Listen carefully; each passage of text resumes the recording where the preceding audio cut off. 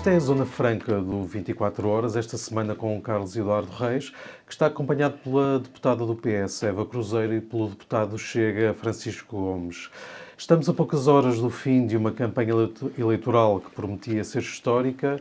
É que pela primeira vez em 40 anos as presidenciais vão ser decididas à segunda volta. Mas as consequências do mau tempo trocaram as prioridades aos candidatos e colocaram o governo sob pressão. Carlos, começava por si, e tendo em conta que é autarca, nos últimos dias ouvimos vários autarcas da região centro a queixarem-se da lentidão, da falta de resposta, da centralização das decisões do governo. Há razão para estas queixas?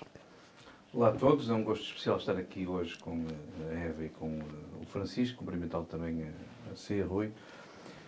Bem, a minha primeira palavra vai para os autarcas, que são aqueles a quem primeiro a população recorre em casos deste género e são, no fundo, o front office de ajuda que, a par da Proteção Civil, naturalmente, dos bombeiros, também do SNS, que ajudam neste tipo de casos, e eu, não tendo passado por nenhuma experiência deste género, percebo bem aquilo, porque estão, independentemente de não ter passado por isso, percebo aquilo que estão a sofrer. É natural que o país não está preparado para uma situação destas. São fenómenos naturais, meteorológicos, de grande intensidade, e não estou com isto a desculpar nenhum tipo, já lá vamos escapulizar a ação ou inação do Governo nesta matéria. Mas são fenómenos que, de facto, nós não controlamos. E aquilo que eu acho importante, e olhando até para aquilo que se passou na última década com a questão dos incêndios, aquilo que é mais importante é nós não cometermos os mesmos erros quando as situações são relativamente similares. Eu acho que isso é uma obrigação de qualquer governo. É natural que os autarcas estejam sob pressão, é natural que se virem para o Governo da República e é natural também que o Governo, numa primeira fase, tenha tido dificuldades em lidar com esta situação.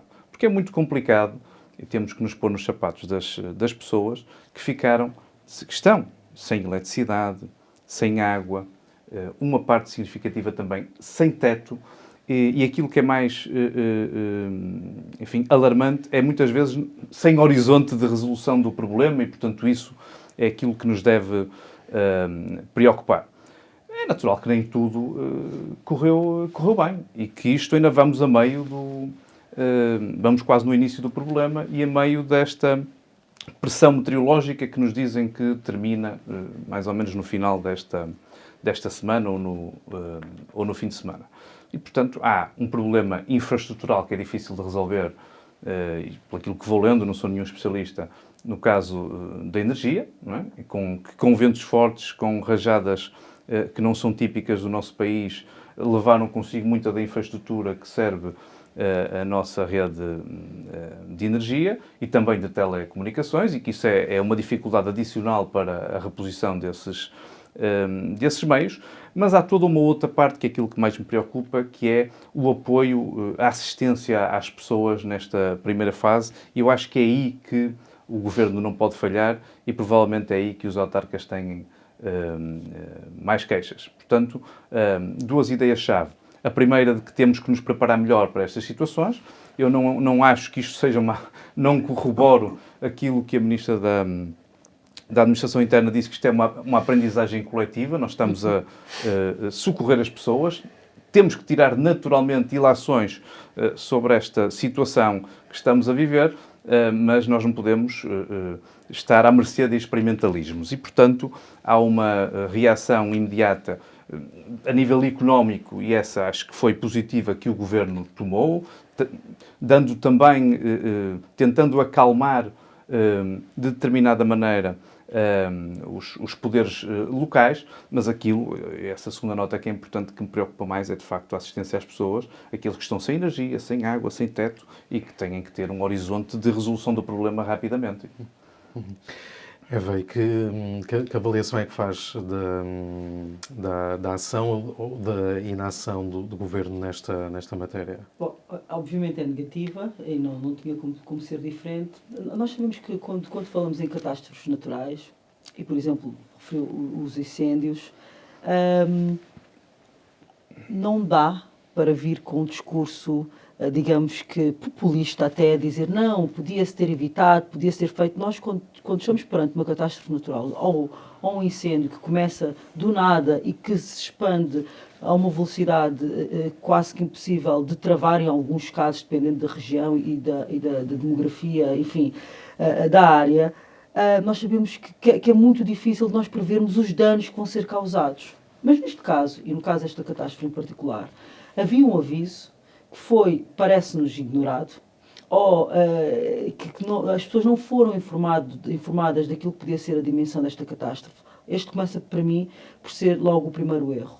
Depois há uma demora na resposta e há uma demora no esclarecimento das pessoas. Eu lembro-me, quando eu fui para a região de Leiria, eu fui a pensar que ia encontrar uma coisa completamente diferente daquela que eu encontrei. É muito pior, não é? É muito pior. Quer dizer que aquilo que a comunicação social estava a transmitir, aquilo que os nossos governantes estavam a transmitir, eu chegando lá, fiquei chocada. Depois, eu tenho alguma experiência a conduzir e posso conduzir várias horas seguidas e eu começo a entrar para dentro, não é, de regiões que eu não conhecia, devo confessar, aldeias, etc., lugares que eu não conhecia. E começo a ver, espera, isto está tudo destruído. Quer dizer, a gente faz quilómetros de estrada onde as árvores no caminho estão partidas com o efeito do que foi o vento, do que foi o que ali aconteceu. Eu não sei explicar, não sou tecnicamente formada para explicar o que ali aconteceu. Eu estive nas zonas industriais e tudo destruído, empresas completamente destruídas. Então, falou-se aqui de que as pessoas ficaram sem água, ficaram sem luz, muitas ficaram sem teto. Mas muitas ficaram sem emprego, vão ficar sem emprego, acredito eu, porque as empresas estão completamente destruídas, muitas não têm comida, muitas não têm comunicações, muitas pessoas estão a sentir-se, inclusive, humilhadas pelo Estado, pela forma como existem pessoas a comunicar sobre o que está lá a acontecer, como se fosse algo com o qual as pessoas têm que lidar, porque aconteceu uma catástrofe e é normal que se demore, naturalizam que perante uma catástrofe não se pode fazer milagres, quando as pessoas sabem perfeitamente que com uma gestão desta crise competente, nós já podíamos ter as coisas muito mais avançadas. E pior, a questão, que eu comecei por dizer inicialmente, de se estar a transmitir no início um nível de catástrofe, um nível de desastre, um nível de destruição muito inferior daquilo que, quando a gente chega no terreno, vê e percebe. Eu lembro-me quando lá cheguei e disse, bem, ainda bem que eu vim. Não é? Porque eu poderia ser uma das pessoas que estava ou na televisão ou na internet a falar sobre esta catástrofe, transmitindo uma coisa que está muito distante da realidade. E isso prejudica as pessoas que lá estão, prejudica as pessoas que estão a falar sobre o que está lá a acontecer e estão a dizer mentiras ou estão desfasadas da realidade porque estão a ser mal informadas, mas acima de tudo eu acredito também prejudica a própria comunicação social que ficou toda ali na capital do distrito de Leiria e depois a gente quando começa a andar pelo resto, quando eu fui a outras câmaras municipais, quando eu fui a outros bombeiros e tudo mais, e começamos a perceber que a televisão estava a passar 5 ou 10% do problema. Existem muitas pessoas, até hoje, que ainda não tiveram amparo de ninguém, porque há quem não saiba que naquela região, naquela aldeia, naquela freguesia, existem pessoas a precisar de ajuda. Isto tudo para dizer que sim, é negativa a minha avaliação e acho, acima de tudo, que há um amadorismo e há também uma propaganda enganosa em relação não só a este fenómeno, mas a muitos outros da parte deste governo.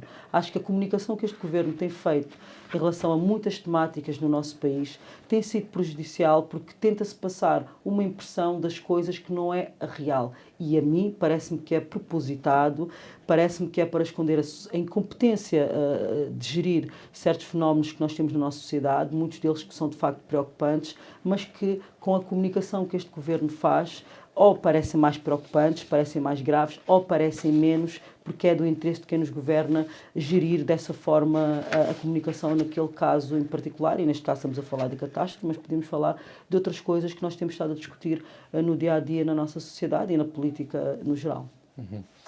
Francisco, o distrito de Leiria, e não só, não é? Tem recebido vários políticos, candidatos presidenciais, não é? Como é o caso de André Ventura.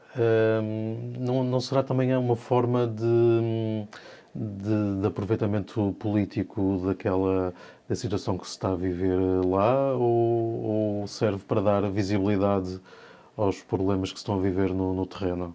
O aproveitamento político é usar a miséria humana para fazer política. Estar perto das populações e dar-lhes um abraço quando o próprio Estado colapsou não é aproveitamento político, é usar o poder mediático que existe à sua disponibilidade, quer por via de ser a personalidade que é, e falo especificamente da André Ventura, quer por via de ser o candidato presidencial que é, e focar a combater exatamente aquilo que a deputada do PS estava a dizer. O sectarismo na cobertura da comunicação social, porque ainda existe imenso.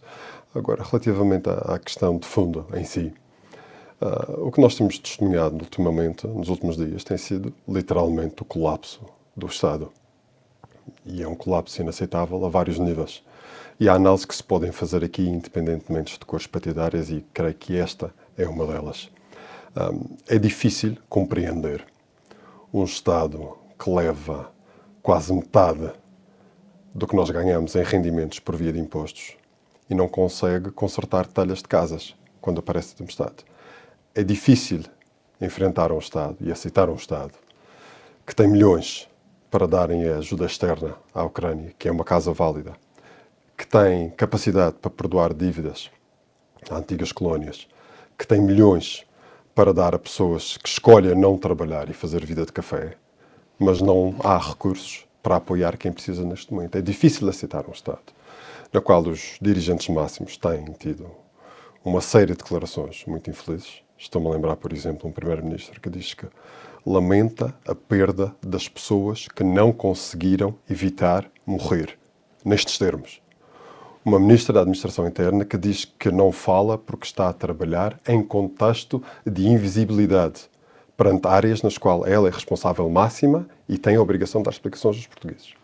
A cereja em cima do bolo, obviamente, o Ministro da Economia, que admitiu que foi infeliz, mas foi infeliz, que pede às pessoas que utilizem o dinheiro do mês passado para tapar as despesas que têm com os recursos, porque as ajudas do Governo só chegam mais para a frente. Isto é uma série de infelicidades e que reforçam um episódio que, curiosamente, a maior parte da comunicação social não cobriu, mas que é do conhecimento de todos nós. As declarações de um idoso em Leiria, que diz qualquer coisa como isto. Quando foi à altura de ir votar, vieram-me buscar a casa. Agora que eu preciso de eletricidade, de água, de comida, ninguém quer saber de mim. E é exatamente isto que nós não podemos ser. Um país que só se lembra das pessoas na altura de votar. E eu ouvi com muita atenção os colegas que disseram observações muito importantes, muito pertinentes. Uma delas foi: é importante não cometermos os mesmos erros do passado. E é verdade. Mas olhamos para o país e vemos candidatos presidenciais, como ouvi na rádio a caminho daqui, a dizer: nós temos que aprender, temos que estar mais prontos. Oh, que diabo! Nós tivemos Pedrógão em 2017. Não aprendemos nada. Os incêndios do Pinhal de Leiria em 2017. Não aprendemos nada. Os incêndios no centro do país em 2024. O apagão de 2025. E chegamos a 2026 e ainda temos uma proteção civil que está mais interessada em competir com a Liga dos Bombeiros e com os chapadores do que em responder e salvar a vida das pessoas. Por isso, o que é que nós estamos a aprender? Quantas tragédias más são necessárias até nós aprendermos a reagir como uma democracia madura? Porque o que nós temos, obviamente, não está a funcionar, mas não funciona há muito, muito tempo. E tendo eleições à porta, é importante que nos questionemos, no mínimo, sobre isto. O que é que queremos? Este sistema tem funcionado? Tem servido? Tem respondido? Tem estado lá para nós? É porque se não tem, então não vale a pena insistirmos no mais no mesmo. Há que tentar algo diferente e partirmos para um Portugal novo. Graças a Deus temos uma escolha clara e estou consciente que no domingo os portugueses saberão tomar essa escolha clara também. Mas ainda antes de irmos às presidenciais, Carlos... Pronto, eu queria fazer um comentário, mas... Não, mas Eva, força. Não, eu tenho... Olha, assim, enquanto alguém que ama Portugal, eu tenho alguma dificuldade que se consiga construir um argumento, por exemplo, não é político, para apelar ao voto, baseado na desgraça. E eu costumo sempre dar o exemplo dos pastores das igrejas, né? Sou uma pessoa cristã, cresci numa igreja cristã, tenho inclusive pastores na família. E há os pastores que, quando a pessoa tem uma desgraça na vida, dizem: é porque tu não vieste à igreja, às vezes tinhas que vir, é porque tu não deste o dízimo como devias dar, é porque tu não fizeste o que nós dissemos para tu fazeres. Se tivesses dado mais dinheiro, se tivesses dado mais, a tua vida tinha sido melhor. Por isso agora dá-nos mais dinheiro, vem mais vezes, tens que estar aqui na igreja devoto todo dia e noite e a tua vida vai melhorar. Quer dizer, usam a desgraça daquela pessoa para o próprio pastor se beneficiar.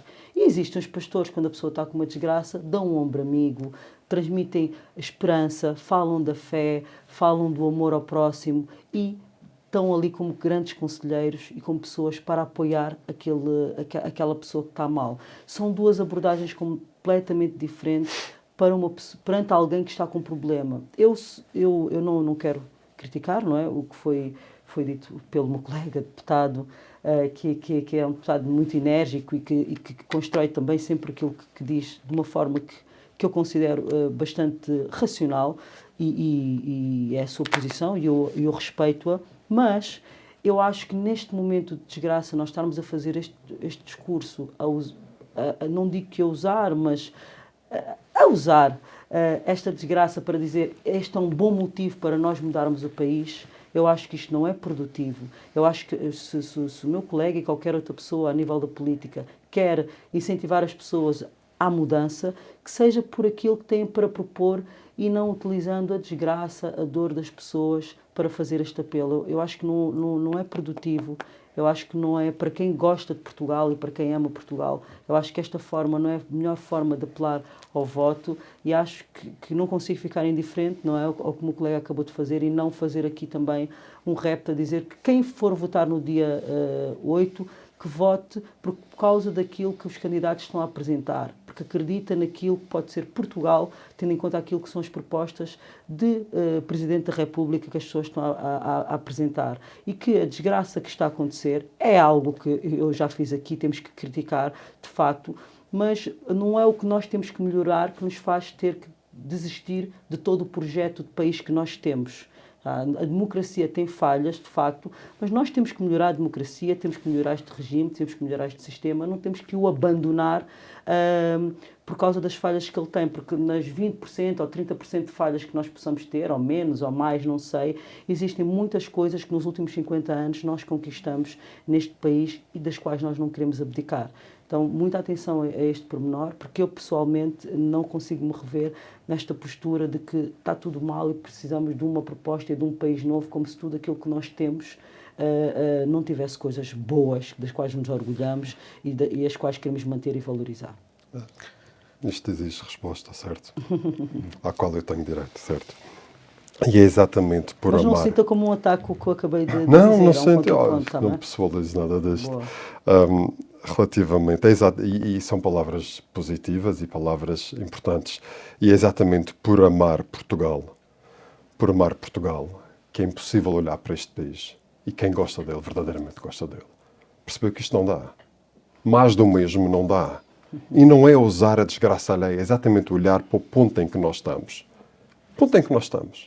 E ver o que é que nos trouxe até aqui. Foram décadas de acumulação de decisões erradas. E na altura de decidir, na altura em que nós temos uma possibilidade de virar o rumo da agulha, então voltamos para trás. Não, nós temos que ser todos amigos. Temos que ser tudo muito mediano, muito mimimi. Esta conversa, que não se aplica aqui ao deputado do PS, mas vemos muito noutros contextos. Esta conversa da chacha, o que importa é o deixar andar, não leva a país novo absolutamente nenhum. E depois, quando se diz... vamos nos focar nas propostas. Ora, isso é a grande questão que muitos portugueses fazem.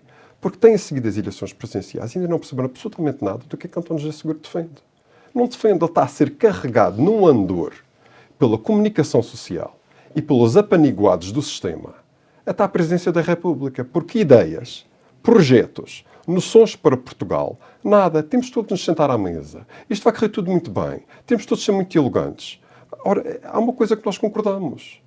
O Chega não vem para ser mais do mesmo. Vem para cortar a direito. Não vem para águas mansas, nem para águas podres. Porque a mansidão e a podridão não se coadunam com o país de futuro. Vem para cortar a direito e chamar os bois pelos nomes. E depois há esta coisa que eu vou meter aqui, que a deputada Eva, porque não posso deixar de passar também. Quando ela fala naqueles pastores que dizem dá-nos mais dinheiro para te salvares. Ora bem, nos últimos 50 anos, os pastores que têm exigido aos portugueses cada vez mais dinheiro na forma de impostos fiscais, de exigências e de uma carga fiscal asfixiante, tem sido justamente o Partido Socialista. Por isso, se há pastores na política portuguesa a aumentar a carga fiscal e exigir mais dinheiro aos portugueses, eles têm vindo do Partido Socialista, claramente. Mas então vamos ter que Temos que mudar avançar. de tema. Posso dizer só uma frase? Há bocado o Sr. Deputado falou que temos dinheiro para mandar para a Ucrânia, temos dinheiro para as ex-colónias, temos dinheiro para pessoas que ficam em cafés. Mas verdade. o dinheiro que nós temos e que nós demos através da redução do IRC às grandes empresas que já lucram bilhões é muito mais que todos estes dinheiros que o Sr. Deputado mencionou, mas esse ele não refere. Então Eu a gostava de atividade saber quais privada são não os seus deve ser interesses. acompanhada. A atividade privada não deve ser IRS. estimulada.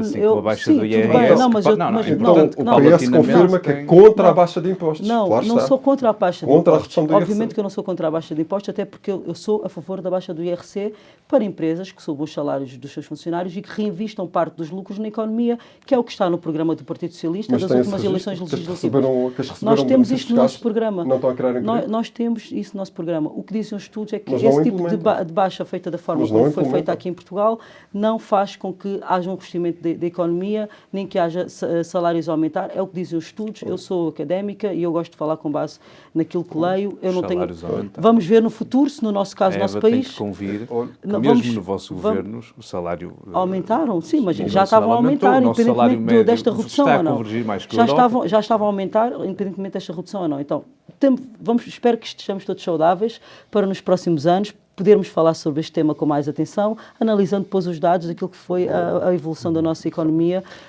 e por isso Eva, com estarei todo o aqui. respeito, eu também sou académico e não é com 38% de carga fiscal que o PS nos impôs que a economia cresce também. Não, mas não é sem carga, não é sem pagar campeões impostos da carga que a fiscal gente são o tem, PS. que a gente tem ensino público, que a gente tem o SNS, que a gente tem um país como a gente tem, que a gente Está totalmente em colapso. Mas que a Vocês gente- querem preservar o colapso. Nós, entretanto, Exato. temos de avançar e eu aqui Pronto. pedia quase a capacidade de síntese do Carlos, que isto realmente foi uma segunda volta muito atípica, não é? Em que não houve praticamente campanha eleitoral tal como estamos habituados. Não estamos habituados, houve campanha eleitoral. Não estamos habituados a uma campanha eleitoral no meio de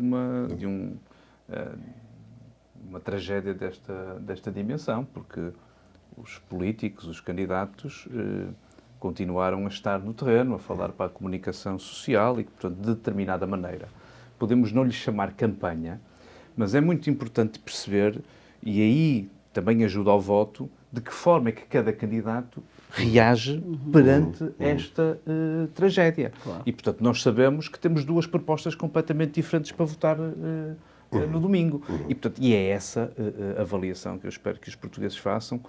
Não sei em que condições é que muitos daqueles que estão com problemas muito mais graves do que propriamente ir votar, e perdoe-me esta referência, como é que o vão fazer e em condições o vão fazer, sobretudo na zona centro e nas zonas afetadas. Provavelmente muitos deles não poderão exercer o seu direito de voto, ou muitos deles até nem quererão, e, portanto, esta é também uma consequência da tempestade. Mas se há matéria que pode servir para distinguir propostas políticas, perfis políticos, a forma como os candidatos desta segunda volta exercerão a sua presidência, é exatamente a postura perante uma tragédia desta dimensão. E, portanto, aí podemos escolher qual é o Presidente da República que queremos. E, portanto, houve campanha, ainda que não lhe chamemos campanha tradicional.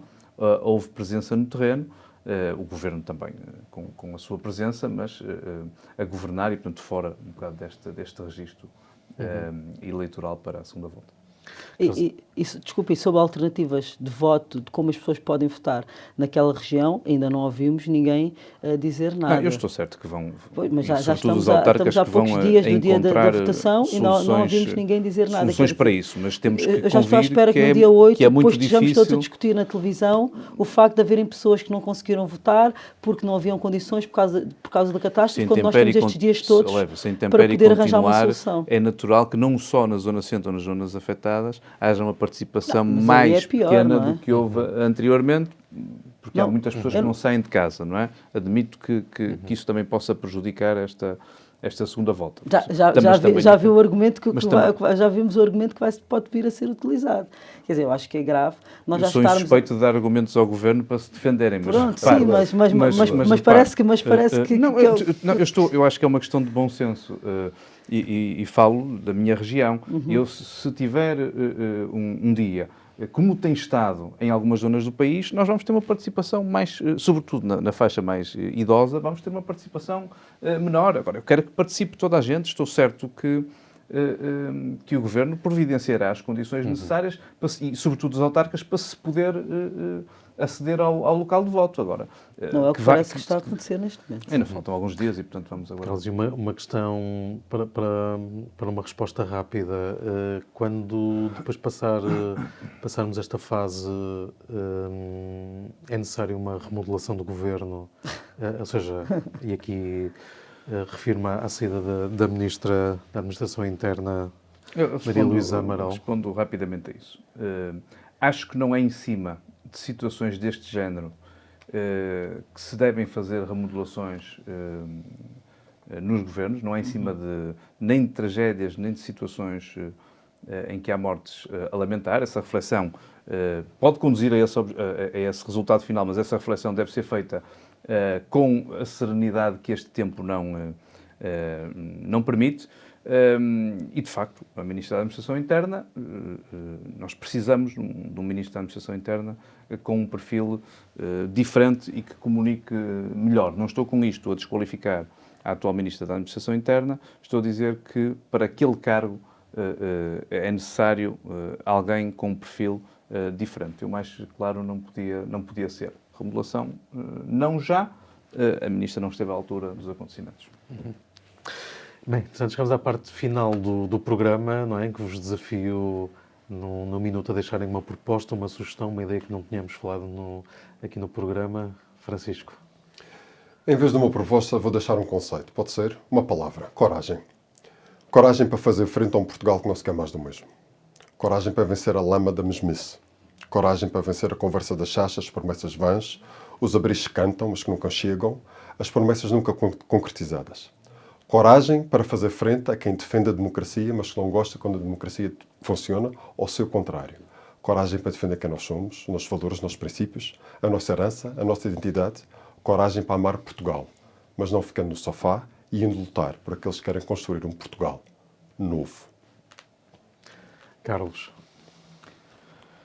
Eu acho que é impossível, no programa de hoje, fugir à questão presidencial e à participação dos portugueses neste teatro eleitoral. Fecha-se um ciclo, teremos tempo para falar sobre isso nos próximos programas, numa presidência de Marcelo Rebelo de Sousa, abre-se outro ciclo para Portugal com outra presidência. Temos hoje um Portugal, uma Europa e um mundo completamente diferente daquele que Marcelo Rebelo de Sousa enfrentou quando tomou posse, e, portanto, esta década mudou muito. O próximo Presidente da República enfrentará desafios de natureza diferente, com uma necessidade de ter uma posição na Europa e no mundo e até nas nossas comunidades muito mais efetiva, e, portanto, aquilo que eu desejo é que estas eleições sejam esclarecedoras sob o ponto de vista político, que reforce o próximo Presidente da República, e que estas eleições não sirvam para contaminar o debate político na Assembleia da República nos próximos tempos, e que não sirva, naturalmente, para prejudicar a ação do Governo e a relação institucional que se quer boa, independentemente da cor do Governo ou de qualquer coligação que esteja a liderar Portugal, entre o Presidente da República e aqueles que os portugueses elegem para governar o país. Eva, para terminar. Nesta fase em que estamos tão próximos das presidenciais, a palavra que eu deixo é sabedoria. Sabedoria para valorizar aquilo que nós temos, sabedoria para escolher o que nós precisamos para o futuro, sabedoria para compreender que o Presidente da República é quem garante o bom funcionamento das instituições democráticas e não é quem governa, e por isso é bom que seja alguém previsível e alguém que respeite a legalidade, o Estado de Direito Democrático e as nossas instituições. Então, sabedoria para não deixarmos que as nossas emoções e que quem apela às nossas emoções nos controle a partir daí. Então, sermos sábios, sermos inteligentes, sermos racionais e sermos focados naquilo que é realmente importante para nós e não nos deixarmos iludir pela propaganda, por uma agenda que nos quer fazer desvalorizar tudo aquilo que nos faz ser o país que nós somos. Este país com liberdade, este país com diversidade, este país com pessoas diferentes umas das outras, mas que se respeitam, que se amam e que convivem harmoniosamente, de forma segura, sendo que somos um dos países mais seguros do mundo e de forma tranquila nas últimas décadas da democracia portuguesa. E sim, também coragem, porque estamos perante um problema e não o devemos ignorar, devemos combatê-lo e devemos estar unidos, independentemente das nossas diferenças, para ultrapassar esta fase difícil que estamos a viver no nosso país. Obrigada. Queria agradecer a vossa participação. Entretanto, o Zona Franca regressa na próxima semana e este episódio fica disponível no site de 24 horas, no YouTube e no Spotify. Até para a semana.